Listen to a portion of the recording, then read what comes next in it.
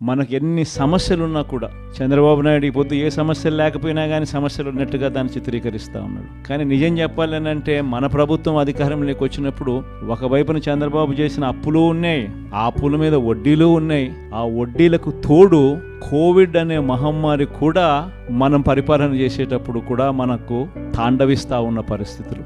కానీ అటువంటి భయానక పరిస్థితుల్లో ఉన్నా కూడా ఒకవైపున రాష్ట్రానికి రావాల్సిన ఆదాయాలు తగ్గినప్పటికీ, రాష్ట్రంలో పెట్టే ఖర్చు అనూహ్యంగా పెరిగినప్పటికీ ఎటువంటి సాకులు చూపలేదు, కారణాలు ఏవొద్దు చూపించలేదు. ఎన్ని కష్టాలున్నా కూడా చిక్కటి చిరునవ్వుతోనే ప్రతి ఒక్కరికి కూడా ప్రతి ఇంటికి కూడా మంచి చేస్తూ ఇదిగో ఈ నెలలో ఈ కార్యక్రమం చేస్తాం, ఇప్పుడు జరగని విధంగా ఏకంగా బడ్జెట్లో ఒక క్యాలెండర్ రిలీజ్ చేసి ఏ నెలలో ఏం చేస్తాము అని చెప్పి క్యాలెండర్ రిలీజ్ చేసి బటన్ నొక్కి నేరుగా ప్రతి ఇంటికి డోర్ డెలివరీ చేసిన చరిత్ర గతంలో ఎప్పుడూ కూడా జరగల.